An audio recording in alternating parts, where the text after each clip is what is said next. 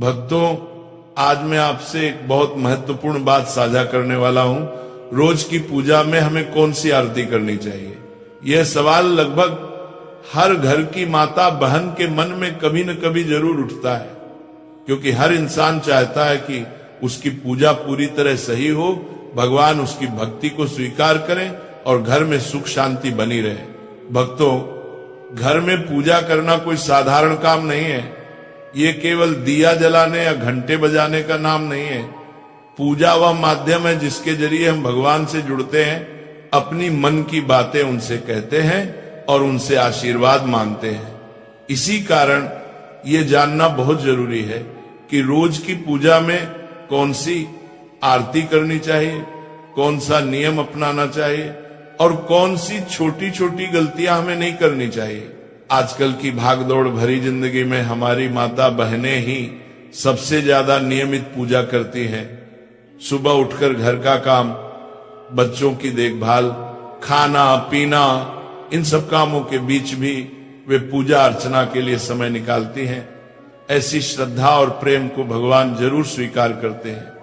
पर भक्तों, कई बार ज्ञान की कमी की वजह से पूजा में कुछ छोटी सी गलतियां हो जाती हैं जिनका हमें पता भी नहीं चलता। आज की ये पूरी बात उसी के लिए है ताकि हर माता बहन बिना किसी संदेह के पूरी श्रद्धा से सही तरीके से पूजा कर सके।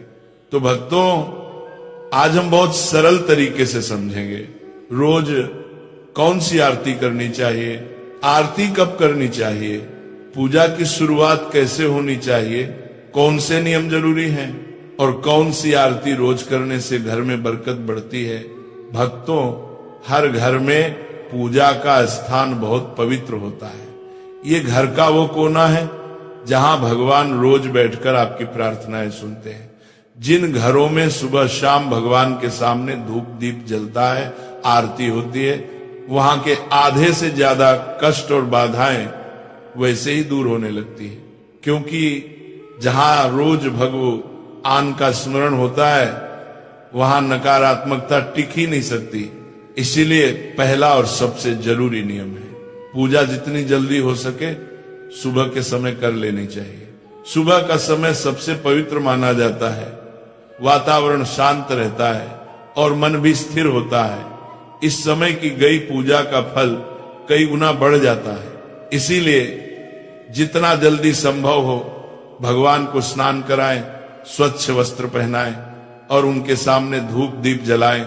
भक्तों, अधिकतर घरों में माता बहनें ही नित्य पूजन करती हैं। वे सबसे पहले उठती हैं, घर को साफ करती हैं और फिर पूजा में बैठती हैं। ये बहुत बड़ा पुण्य है। भगवान ऐसे घरों पर अपनी विशेष कृपा बरसाते हैं जहां महिलाएं स्वयं प्रेम से पूजा करती हैं। पर यह भी जरूरी है कि पूजा के सही क्रम और सही आरती का ज्ञान हो ताकि पूजा पूर्ण मानी जाए। अब भक्तों, आगे हम विस्तार से समझेंगे प्रतिदिन की पूजा में कौन सी आरती करनी चाहिए और क्यों करनी चाहिए, ताकि भगवान प्रसन्न हो और आपके घर में सुख शांति समृद्धि और मंगल का वास बना रहे।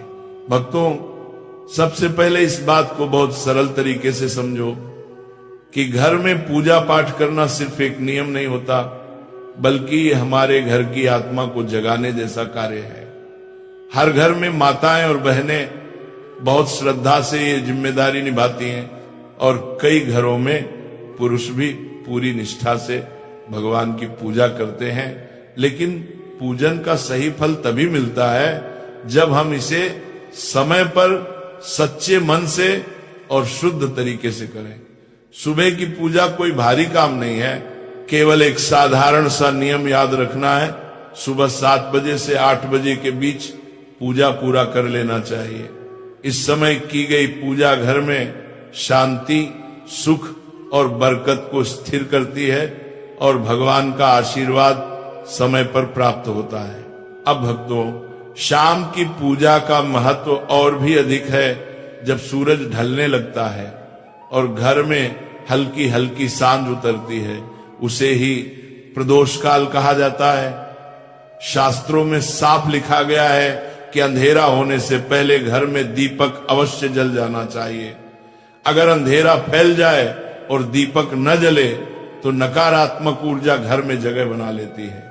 लेकिन प्रदोष काल में मंदिर में और घर की चौखट पर दीपक जला देने से घर में देवताओं का आशीर्वाद स्थिर हो जाता है, कष्ट हल्के पड़ने लगते हैं और मन में एक अनोखी शांति उतर आती है। भक्तों, पूजा का दूसरा महत्वपूर्ण नियम है कि पूजा हमेशा स्नान करके और साफ कपड़े पहनकर ही करनी चाहिए। कई बार लोग जल्दबाजी में बिना स्नान किए भगवान को छू लेते हैं या पूजा शुरू कर देते हैं, लेकिन शास्त्रों में यह स्पष्ट रूप से मना किया गया है। भगवान को पिता के समान माना जाता है, इसलिए उनके सामने स्वच्छ और पवित्र होकर ही जाना चाहिए। अब बात आती है उस बड़े प्रश्न की जो अधिकांश माताएं बहनें पूछती हैं, प्रतिदिन किन देवी देवताओं की पूजा करनी चाहिए। भक्तों, शास्त्रों में पंचदेवों की पूजा को सर्वोत्तम बताया गया है। इन पंचदेवों में भगवान गणेश, सूर्य देव, भगवान विष्णु, माता लक्ष्मी और भगवान शंकर शामिल हैं। इनकी प्रतिदिन पूजा करने से घर में सुख समृद्धि, सुरक्षा, धन, बुद्धि और शांति के द्वार खुल जाते हैं। कई माताएं यह भी पूछती हैं कि क्या सोमवार को शिव जी, मंगलवार को हनुमान जी, बुधवार को गणेश जी, अलग अलग दिन अलग अलग देवताओं की पूजा करनी चाहिए। भक्तों, ये तरीका गलत नहीं है, लेकिन इसे दैनिक पूजा का नियम नहीं बनाना चाहिए। अगर आपने कोई उपवास रखा, जैसे मंगलवार का, गुरुवार का या किसी अन्य दिन का, तो उस दिन उस देवता की विशेष पूजा कर सकते हैं, लेकिन नियमित दैनिक पूजा में पंचदेव की उपासना ही करनी चाहिए और इनमें भी भगवान गणेश और सूर्य देव की पूजा सबसे पहले करना अनिवार्य माना गया है। भक्तों, एक और आम सवाल है। गुरुजी, सुबह बहुत व्यस्तता रहती है, नौकरी, बच्चे, घर का काम, ऐसे में लंबी आरती का समय नहीं मिलता। तो इसका सीधा और सरल समाधान है, यदि समय कम हो तो भी पूजा को कभी छोड़ना नहीं है। स्नान करके मंदिर में एक घी या तेल का दीपक जला दें, धूप या अगरबत्ती लगा दें और मन से भगवान को प्रणाम कर लें। भगवान भाव के भूखे हैं, बड़े अनुष्ठान या लंबी आरती के नहीं। आपका सच्चा मन ही उनकी सबसे बड़ी पूजा है। भक्तों, सुबह पूजा शुरू करने से पहले सबसे बड़ा और जरूरी नियम यही है कि सबसे पहले अपने पूजा मंदिर को अच्छे से साफ किया जाए। मंदिर की सफाई कोई साधारण काम नहीं है, ये भगवान का स्वागत जैसा होता है। इसलिए किसी साफ कपड़े से मंदिर की धूल हटा दीजिए, वहां की जगह को पवित्र कर दीजिए, ताकि जब आप भगवान की आराधना करें तो वातावरण बिल्कुल शुद्ध और दिव्य लगे। भक्तों, यदि आपके मंदिर में लड्डू गोपाल जी विराजमान हैं तो उन्हें प्रेम से स्नान कराइए। ये स्नान केवल जल का नहीं होता, ये भाव का स्नान होता है, जिसमें आप अपना स्नेह, अपनापन और श्रद्धा उन्हें अर्पित करते हैं। यदि शिवलिंग रखा हुआ है तो उस पर शुद्ध जल चढ़ाना अत्यंत शुभ माना जाता है। अन्य देवी देवताओं को भी भावपूर्वक जल के छींटे लगाकर दिन की शुरुआत की जा सकती है।